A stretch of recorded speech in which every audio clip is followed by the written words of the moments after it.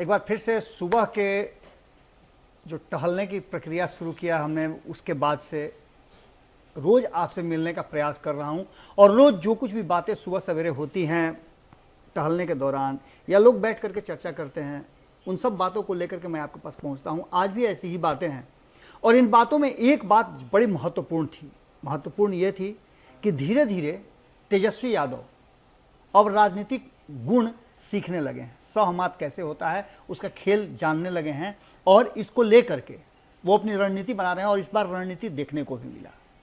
जैसा कि आप सभी जानते हैं कि 24 सीटों के स्थानीय निकाय के चुनाव को लेकर के बहुत सारी गहमागहमी थी, दावे हो रहे थे, लेकिन इस दाव को कहीं ना कहीं एक बार नीतीश कुमार को तेजस्वी यादव ने पछाड़ दिया है।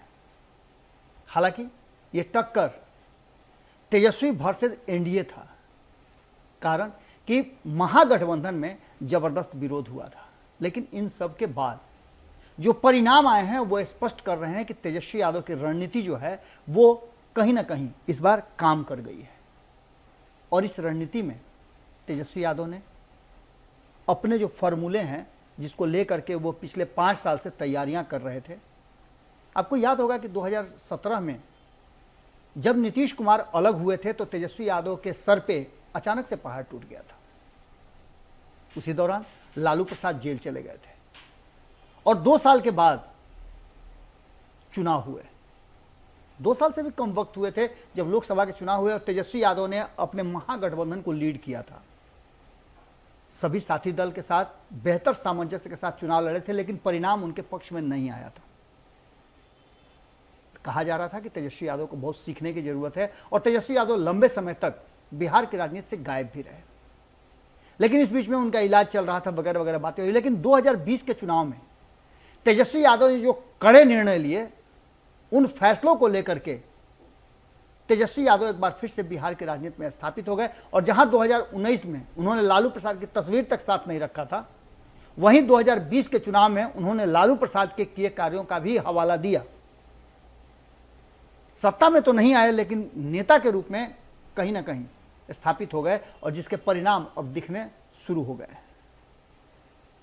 तेजस्वी यादव ने महागठबंधन में कांग्रेस के डिमांड को और सीट शेयरिंग के समझौते को अस्वीकार करते हुए अपने दम पर चुनाव लड़ने का जो है फैसला किया और इस फैसले में वो पूरी तरह से सफल भी नजर आ रहे हैं। 2 सीटों की जगह पे 6 सीटों पे पहुंचना और एनडीए जो कि अभी अभी भारतीय जनता पार्टी 4 राज्यों में अपनी सरकार बना करके आई है, उसके सामने कड़ा टक्कर देना यह आसान नहीं था। लेकिन सबसे बड़ी बात हुई है कि नीतीश कुमार जो कि एनडीए के घटक दल हैं और बड़े नेता हैं जिनका प्रभाव बिहार में है, उनको तेजस्वी यादव ने पछाड़ दिया है।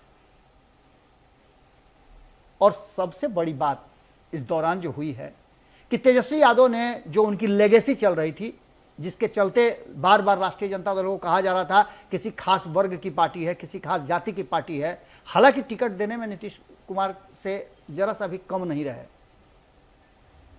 हालांकि नीतीश कुमार ने तो अपने ही जिस समाज को लेकर के वो दावा करते हैं, लौकुश समीकरण की बात करते हैं, उनको पीछे छोड़ दिया।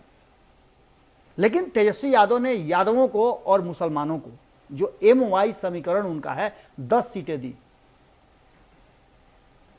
लेकिन परिणाम लगभग नगण्य मान के चलिए, एक भी अल्पसंख्यक समाज से, मुस्लिम समाज से जीत कर नहीं आए। वहीं यादव समाज से जो राष्ट्रीय जनता दल में है एकमात्र उम्मीदवार जीत करके आए हैं। इस बार तेजस्वी यादव का साथ उनके नए फॉर्मूले पर सवर्णों ने दिया है। A to Z की पार्टी कहना और A to Z पर भरोसा करना तेजस्वी यादव को कहीं ना कहीं फायदे में पहुंचा दिया है और ऐसी स्थिति में यह तेजस्वी की जो नई राजद है उसने एक नए दौर की शुरुआत कर दिया है। बदले परिस्थिति में जातीय बंधन से बाहर उठ करके सामाजिक बंधन को अगर स्वीकार किया जाए तो लोकतंत्र में चीजें बदलती हैं और इसका एक परिणाम उदाहरण साफ नजर आया है कि जहां सवर्णों ने भरोसा किया है भारतीय जनता पार्टी पर, वहीं राष्ट्रीय जनता दल भी कम नहीं किया है, लेकिन नीतीश कुमार पर सवर्णों का भरोसा कम आया है। वहीं आपको बता दें कि पूरी तरह से नीतीश कुमार जिस रास्ते चल रहे हैं उस रास्ते में उनको हार का सामना करना पड़ा है, तीसरे नंबर की पार्टी बन गए हैं। अब बदली हुई तेजस्वी की राष्ट्रीय जनता दल में इस बार 24 सीटों में से 1 वैश्य, 3 भूमिहार, 1 राजपूत और 1 यादव जीत करके आए हैं। ऐसी स्थिति में आप समझ सकते हैं कि तेजस्वी यादव का MOI समीकरण पर अब नया कलेवर चढ़ गया है और वो है सवर्ण का। अगर तेजस्वी यादव को MOI के साथ सवर्णों का भी साथ मिल तो निश्चित रूप से बदली हुई राजद कहीं ना कहीं नीतीश पर भारी पड़ेगी और नीतीश कुमार के लिए चिंता करने का विषय जरूर बनेगा। इस खबर में यहीं तक, बाकी की खबरें लेकर के आपके पास जल्द ही हाजिर हो रहे हैं। बहुत बहुत धन्यवाद, नमस्कार। अगर ये वीडियो पसंद आई और वह बिहार के राजनीति और बिहारियत से सरोकार रखेनी तो सब्सक्राइब बटन दबा के चैनल के सब्सक्राइब कर ली। ओजे एगो घंटी बा, ओकरा बटन दबा देला से कुल सटीक और मारक खबर रुआ मुफ्त में मिल जाई। अगर रुआ पत्रकारिता के हमनी के नया प्रयोग में सहयोग कर चाहतानी तो ज्वाइन बटन दबा दी। पेटीएम नंबर नोट कर ली 9386816700। धन्यवाद।